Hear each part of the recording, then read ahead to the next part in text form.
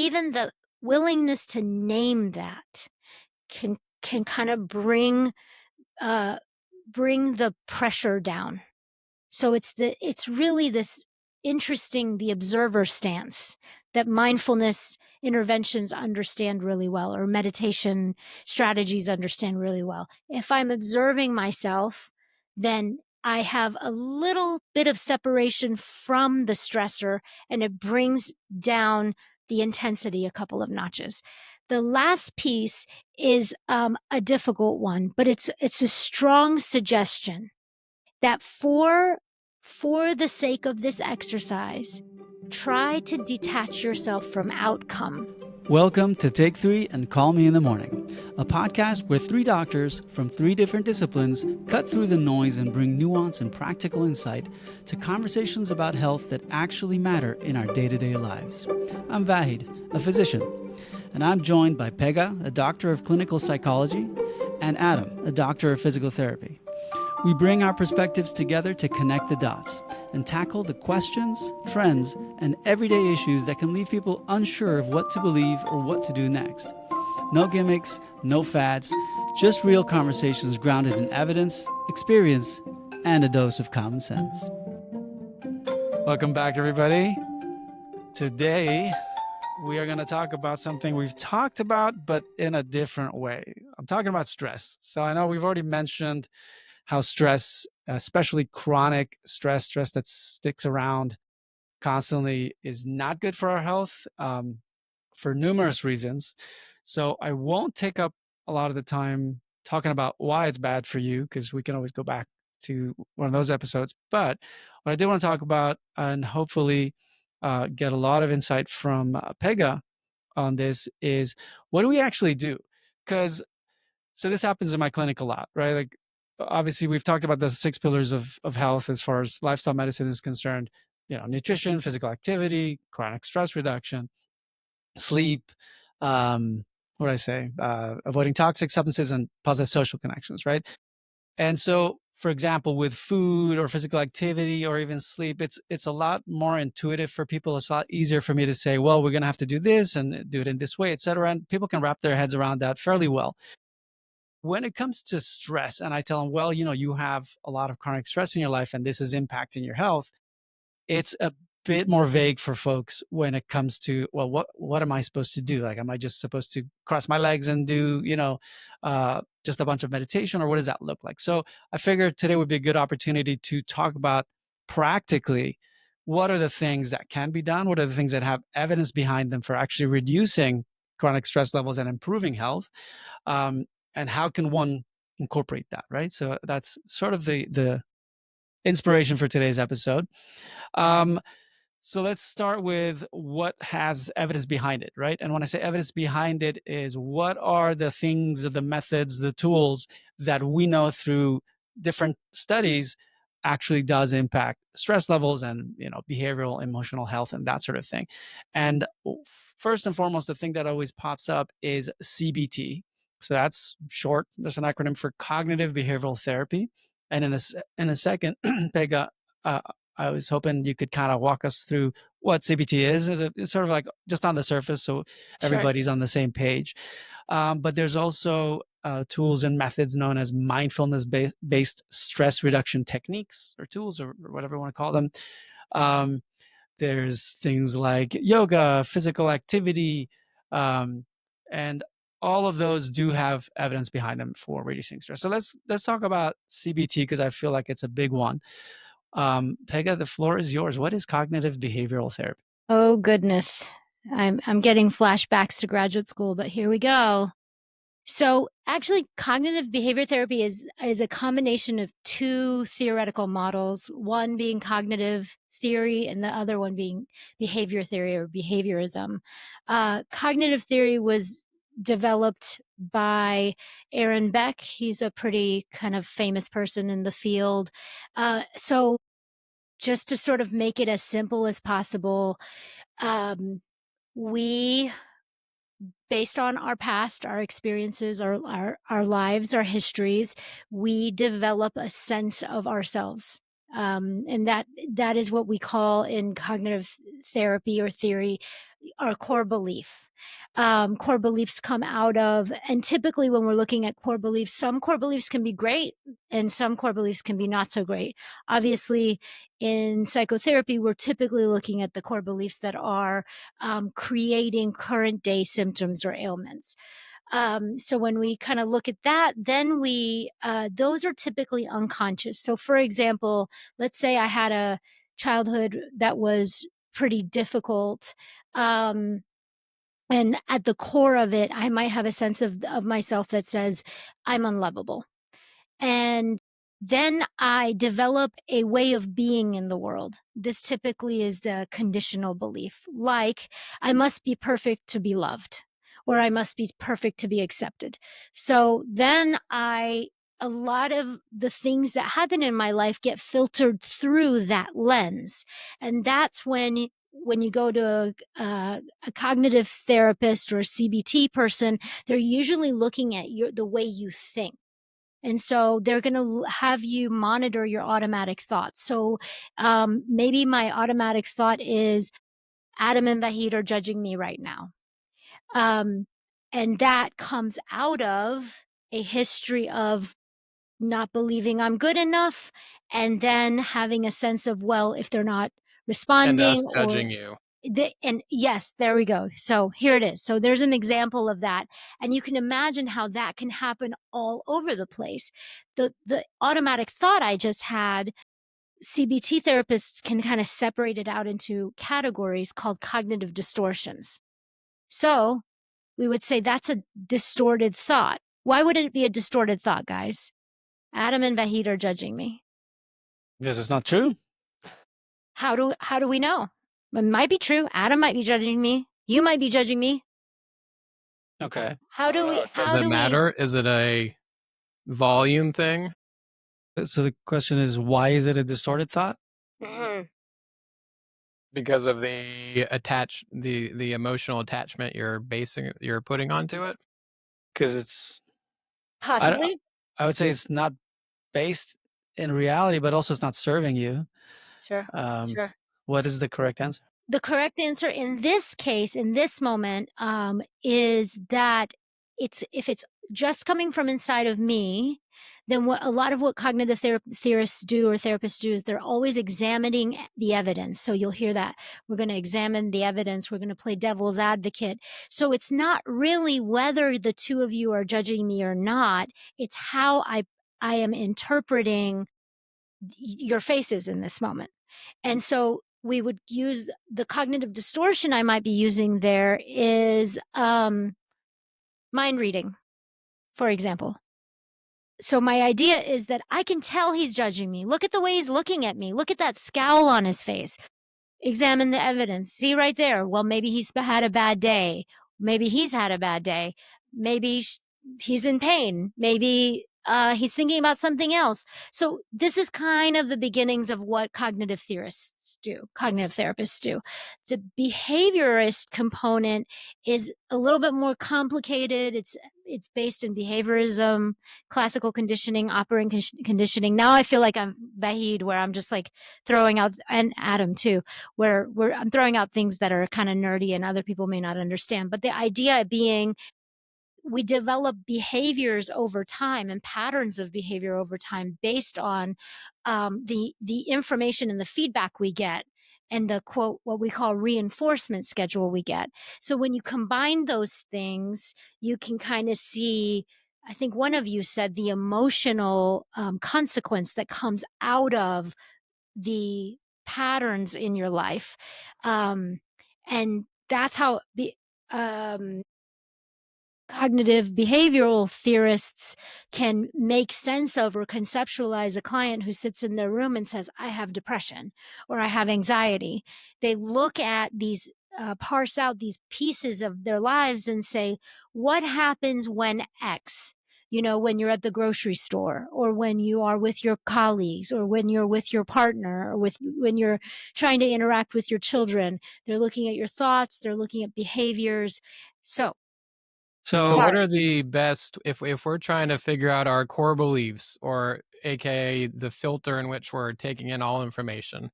Is there an easy way that somebody could do that or start the process on their own, or does that typically require an outside, like, objective observer, like someone like yourself?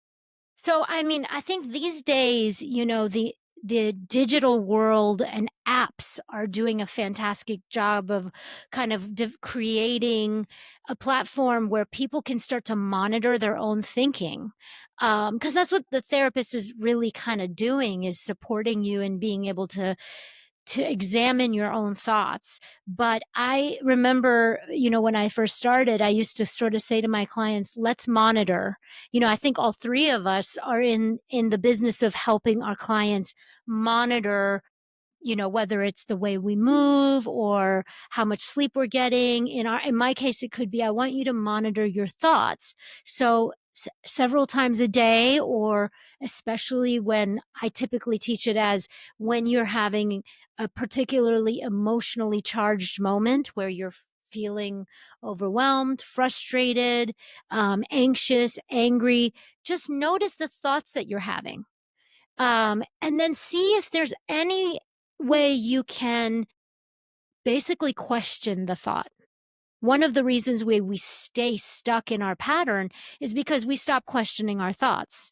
Vahid hates me. Vahid hates me. Vahid hates me. If Does it? I, what's that?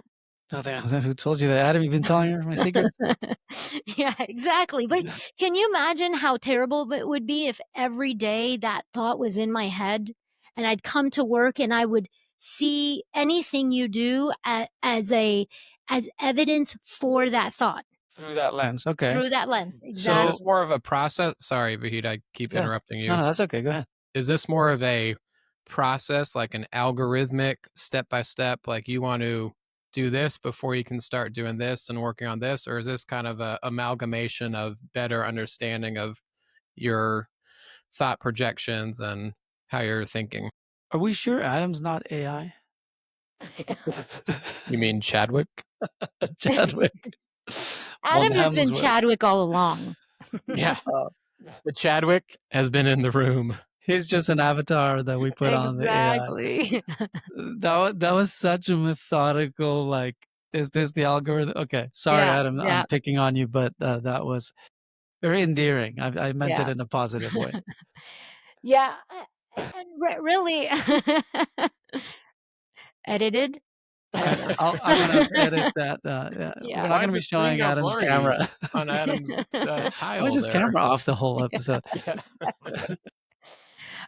So if you are with a CBT therapist, they are pretty methodical. So there if you're really staying by the book with CBT, like for example, if you were to go into a program for CBT for insomnia, or trauma focused CBT, or there's kind of even pain-based CBT programs, they really are breaking it down to a science. And part of the reason is because they're trying to help which I really appreciate this in any model of any intervention when it comes to healthcare, is that when we can help our patients internalize whatever it is the process is, we're doing a good job. Like, I want to make myself obsolete for them.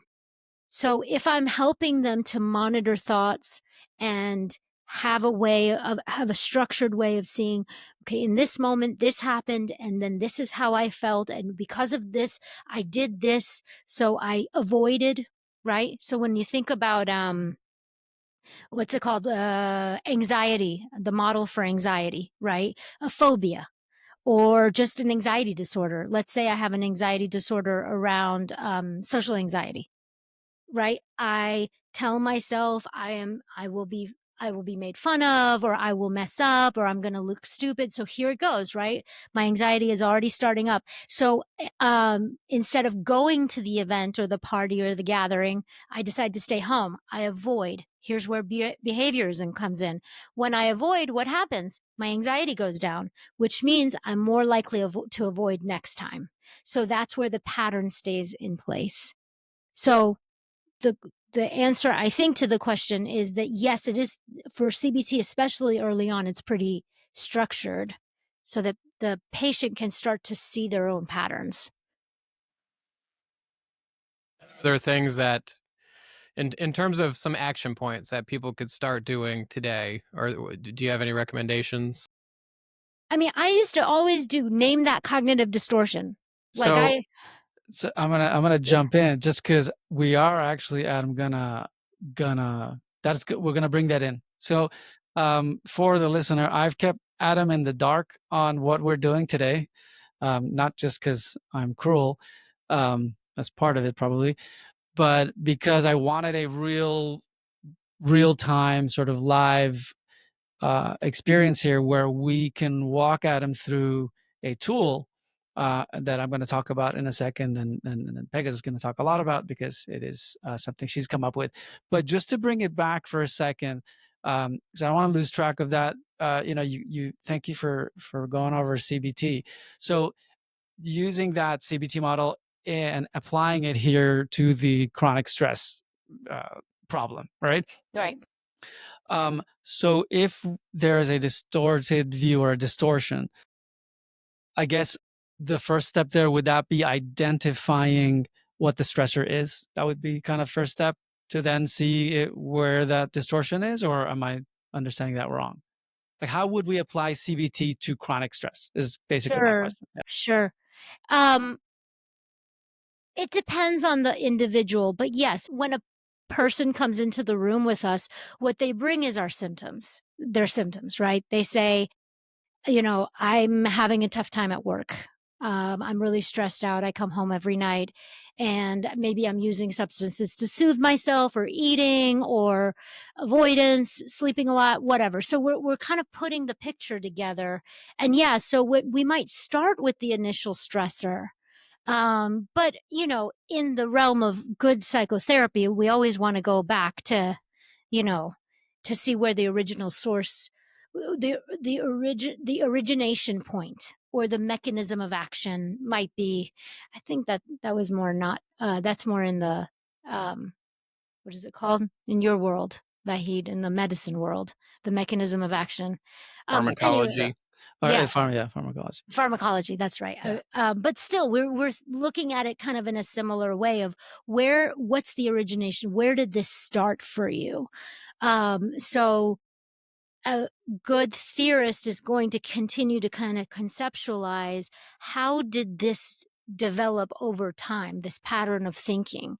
And then we kind of go to the unconscious. Where did this core belief come from? How did this get developed? But you can also see in chronic stress how if I have this patterned way of thinking about myself, like I kind of brought up perfectionism, right? A conditional belief that unless I'm perfect, I'm not good enough. And to imagine I take that to all these different areas of my life and I just kind of keep putting more and more and more and more pressure on myself to succeed. Well, that's untenable for anyone. And that's going to create stress. And the person may not even be aware of it because they're sort of living in that way of being in the world. Okay. So applying CBT here to this situation then of somebody dealing with chronic stress. Let's say I referred someone out to get some CBT for their chronic stress. Basically, like everything we tackle, but I mean, Adam's world, my world, your world. First, we gotta figure out what are we actually dealing with, what else is going on. Look at the whole picture. So I love that. I think that makes total sense.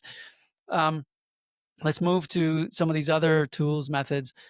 So MBSR, right? So mindfulness based stress reduction tools and techniques. As the name suggests, there is the mindfulness component there. There's data for that. And you mentioned apps, and I think that's really important because the other thing that the evidence is showing us is that having apps, whether it's like a mobile website or an application itself, has improved access. So people's access to these tools, whether it's just a guided meditation app, which I use, a lot of us use, or if it's something a bit more complex, I think that accessibility has definitely improved the situation. Obviously, we've mentioned this before, exercise, things like breath work, yoga, all of these things do also have some evidence behind them as far as reducing stress. And I don't think we need to pick any one thing, right? I think when we're dealing with this, it's about finding what fits for each person, like what would fit in their life easiest, or which one of these things would they gravitate more towards. Because I have some folks that are really great at doing guided meditation, and others that tell me, dude, it's not going to happen. Like, I'll do it for you for a week just to tell you I did it, but I'm not doing that. And so it's about finding that. So, um, all right. So practically speaking, kind of going back to Adam's question that I interrupted the answer to. Um, so all of these things we know are great tools. If I had to kind of rattle off just based on that, I would say, finding apps that do have things like guided meditation, that do breath work or just breathing exercises. And a lot of these guided meditation apps also do have like breathing exercise versions to them. Um, Being physically active, uh, getting a good night's sleep. And so you'll start to notice a trend that all these pillars of health are interrelated, right? So they connect. And when we have chronic stress, it is going to impact our sleep. If we don't sleep well, it'll impact our stress levels, our food seeking behavior, excuse me. And so all these things are tied into each other. Um, and if you think about these other pillars of health, right? So let's say physical activity and nutrition. What are we essentially doing in those? And I'm gonna bring those up because I feel it's easier to understand if I apply it to something that's better understood first. We have a plan. All right, so I'm not eating the right amount of nutrients. Let's keep it simple. I'm not eating the right amount of protein, and I'm worried about my protein sources. So we develop a plan. Okay, this is going to be first. We observe what are you actually eating. Then we go into like, okay, so what are your actual requirements, and then this is going to be the recommended meal plan. So if we're talking about physical activity, Adam, that would look like what you did for me and my back, for example, was okay, we're going to do a whole evaluation first, figure out what we're dealing with, what's going on, and then what you prescribe a plan. Like, this is where we're going to start, we're going to progress this. And so when we approach stress reduction, I would encourage people to view it like that. I'm going to put a plan in place, and it is going to be a practice. It is not going to be perfect on day one, and it's something that I'm going to constantly work on. The same way I would do exercises, physical exercises, or I would do practice eating certain foods or preparing certain foods, right? So looking at it like that, um, if we know that there are chronic stressors and we know how we react to them, having a plan in place to deal with them is basically the kind of the bottom line of what we're talking about today. So that said, I want to give Pega an opportunity to discuss a method that she came up with almost 10 years ago.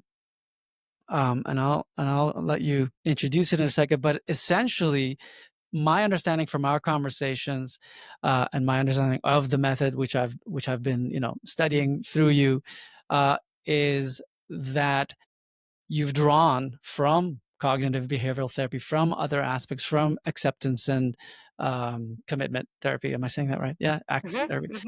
From all these different tools and methods, and however you want to call them, throughout your experience as a clinical psychologist, and you kind of brought it all together, and even the movement piece, because there's even a yoga component to this.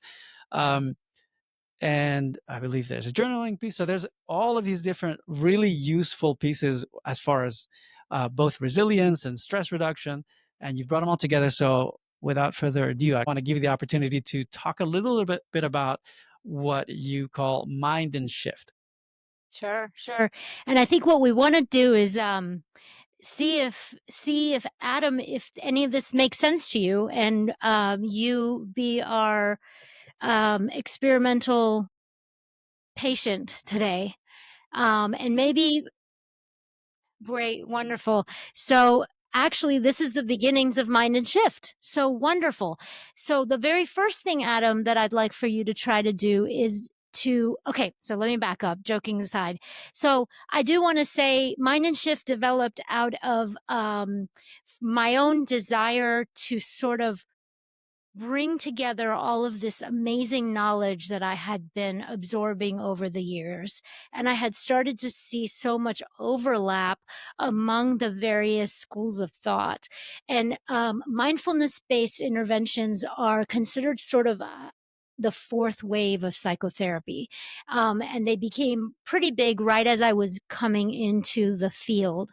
So I really want to kind of credit my graduate program, cognitive theory, emotion focused therapy type models, and mindfulness based sort of interventions. And those all do actually go back to the underlying underpinnings of Buddhism. So if you're looking at acceptance and commitment therapy, they're going to reference mindfulness.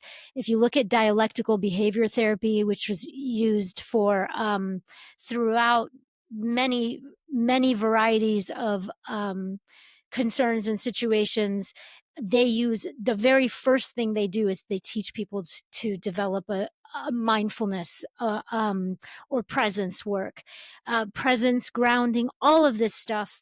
It just sort of kind of came together for me.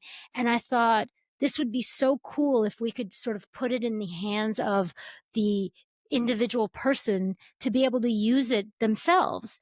So I worked on this years ago with a good friend of mine, and here we are again. I always wanted it to get out into the hands of the people. So when we think about mind and shift, the the words mind and shift are actually separated out into letters. And the letters are a good way for an individual to sort of remember what's the first thing, what's the second thing, what's the third thing, what's the fourth thing. So you don't have to remember the process so much. You can kind of remember this acronym. So, the first thing Adam said was, what was happening? I'm not listening. And so the first letter of mind is mindfulness. In very simple terms, kind of mindfulness is the ability to become present and to observe the present moment. So typically we teach that with clients where we say, start to observe your five senses. Your five senses all exist on your face. So hearing, seeing, smelling, tasting, touching. If you can bring yourself into the present moment by noticing what you're hearing, what you're seeing, what you're smelling, what you're tasting, and what you're touching, then you're more grounded in the present moment and basically more available to what's going on around you and inside of you. The I of mind and shift is introspection. So what does that mean? All the letters of mind are a stance we take. Think about when you're in, I don't know, doing some gym workout and they say to you, form, form, form. Make sure you have the form correct before you do anything else. So in this case, this is the kind of the concept of what's the form you're taking or the stance you're taking in order to be able to study your own stress level.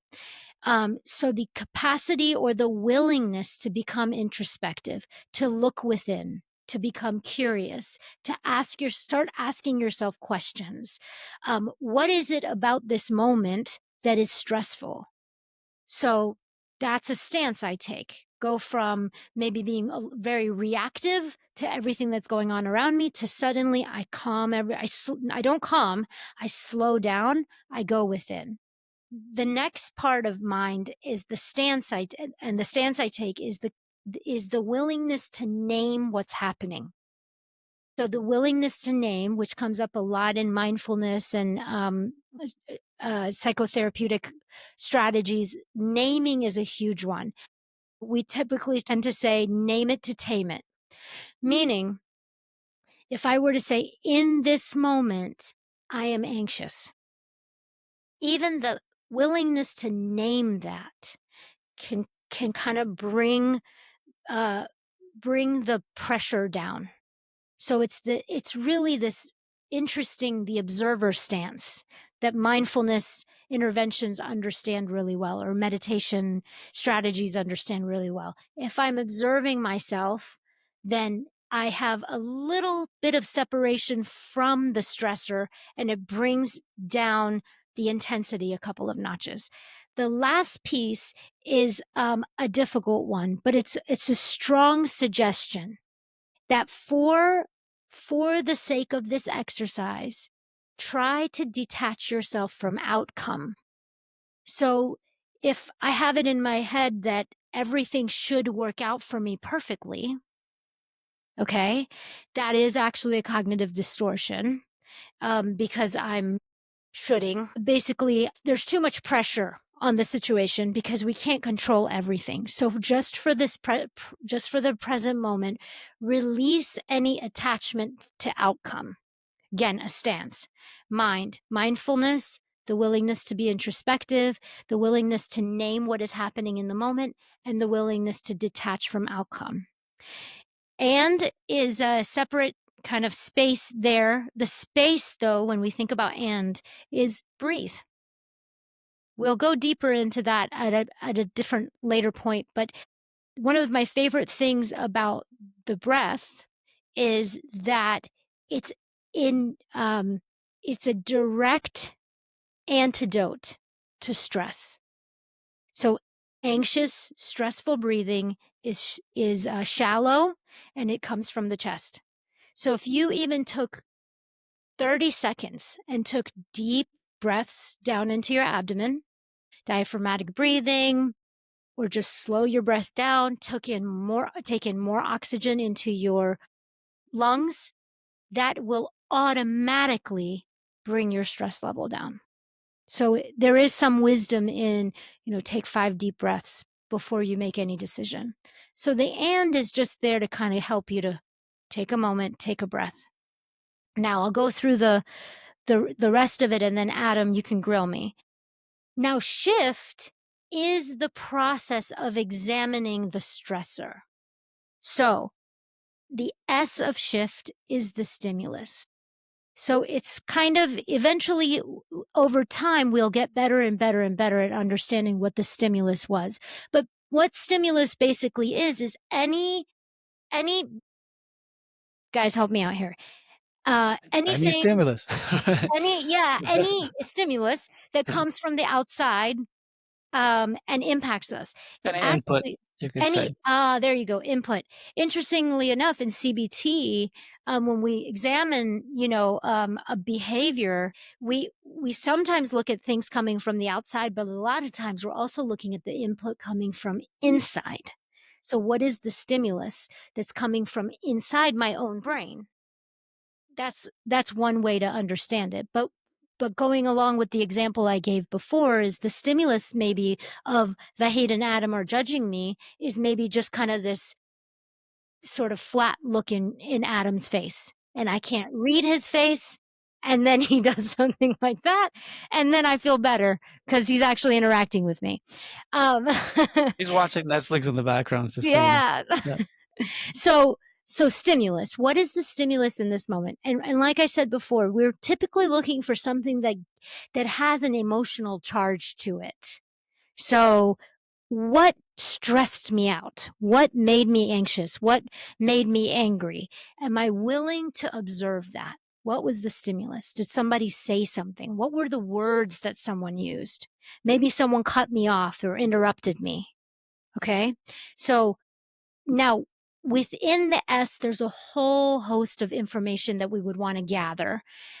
Typically, I'm asking my clients to look at the cognitions, their thoughts, their emotions, their body sensations, their inclinations, meaning what is behaviorally, what am I inclined to do, yell, cry, avoid, turn around, kind of get small. I'm asking them to start observing themselves from the layer of cognition, emotion, sensation, and inclination. Typically, there are patterns here that I'm helping them to gather. But putting that aside, we go into H, the H of shift, which is history, meaning where does this come from? A good question to ask is what's familiar about this? That's going to start to get the ball rolling. Is there a pattern here? Do I typically feel judged in these different areas of my life? Knowledge is power. I'm starting to understand it from a different angle right there when I ask historically. And then maybe I'll get to, yeah, I know exactly where this comes from. I was made to feel like I should be perfect growing up in school, in my culture, in my family. There's more, right? So H really helps things to get clearer. Um, I is an interesting one. So I goes back a little bit more back to CBT, sort of cognitive distortions. Things like uh, mm, I can't trust anybody. So I is how I identify in the world. Um, the words that I use to globally define myself. Um, Nobody likes me. Um, I'm I'm boring. You see, I'm making these definitive global statements. Would these be things that you're probably familiar with that you've said a lot before to yourself? Maybe not out loud or maybe out loud? Okay. Yes. So, but it's hard. The I is hard. I also say, in kind of CBT, um, the theory behind depression, for example, is a negative view of the self, the world, and the future. So that's a great way of remembering what is my view of myself in this moment? What is my view of the world? And what Are is my the view of eyes only negative thoughts, or could it be either? it could be either. I encourage people to write whatever that comes to mind All right, that within. was my big question here. Is this, and I'll let you finish. You may answer it, but this is a lot to take in for Yes. a patient. So is this something you're telling them about, like you're telling me about, or is this something you're working with them on in the background, or like a worksheet, or Yeah, this is something you break down. I mean, you go letter by letter yeah? and um you really try to hone it in. You guide them in practicing it. I mean, imagine there are entire programs dedicated to mindfulness. So, helping a person develop the capacity to become present and to um, just hone in on the present moment, it's a skill. And especially when we're stressed out, we're not going to be able to do it very easily. So, it's all about developing the skill around it. Absolutely. It's a really, really good question, Adam. Think about it like a practice. That's basically what it is. And so initially you'd be learning the basic parts of it, right? Like what is the acronym? What does it stand for? Each of those parts, like Peggy said, might take a little while to kind of fully understand how to get to the answer, so to speak, of that section or how to connect with that part of it. But really, it's not something you need to get overnight. And I think that's kind of impossible. So it's more of a practice over time. And I'll let Pegga finish. And so we were on I and identity or identify. Yeah, Okay, the identification. Yes. identification. Okay. Yes, what's my identification? And so that again, that's a whole course in folks who over identify as X, as something. And it very much can be uh, in the extreme positive, which has its own set of problems, right? If my assumption about myself is that I'm better than everyone else, or that everything I think is right and everything you think is wrong, Adam, usually I'm correct. But it can also become a problem. That was a joke. But again, this is all about gathering information, becoming the observer of your own mind. You're going to see that in any of our in all three of our areas. One of the things we're doing is helping people observe themselves. The last two letters are, again, takes time. Facts is pretty simple, actually. Can I I love. guess the F and T? Oh, I Yeah, guess you just said it. yeah. The I was facts. gonna say forensic touching, something I do a lot. Yes, you do forensic touching a Want to walk lot. away from this conversation? Absolutely. Sorry. You may continue. And maybe Mind and Shift is a bit of self forensic touching. So, it can work. You're trying to observe, what is this thing that's happening, and is it firing correctly, or should we tweak it a little? So the F of shift is probably one of my favorite interventions of all times, other than deep breathing, just to kind of help bring down the pressure, is something called fact checking. So remember what I talked about CBT is distorted thinking, cognitive distortions, mind reading, jumping to conclusions, catastrophizing, all or nothing thinking, um, perfectionism. All of these things are not in the present moment. They are sort of add-ons to the experience I just had. So Adam's flat face, non-emotional face, in this moment is just a non-emotional face. He might be listening. He might be thinking about his to-do list. He might be thinking about what he's going to eat tonight.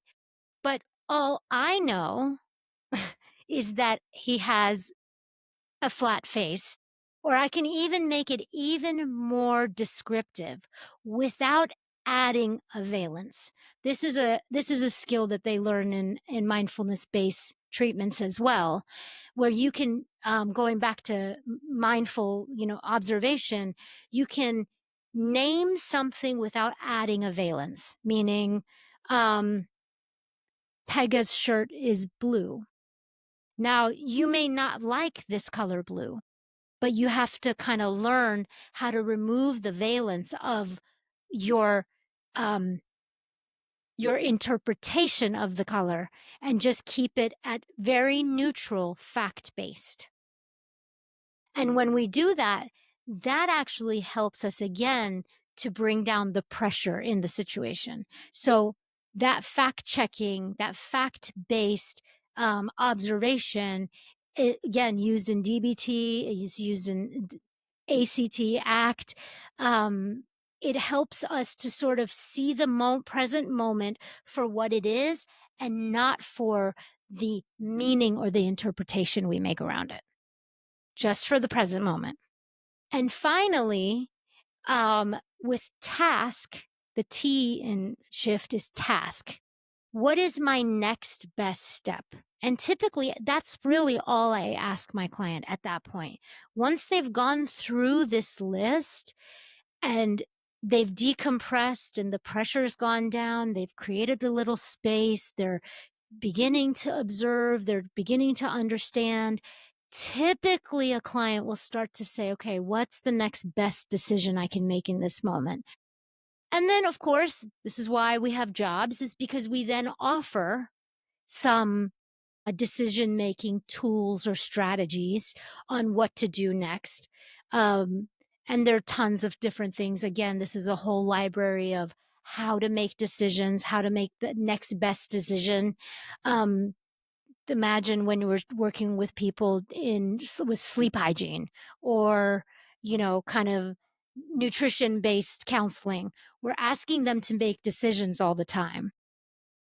So I know I'm kind of leaving it there because that's Yes. kind of the process. Yeah, it's something that again needs to be practiced, right? Like almost anything.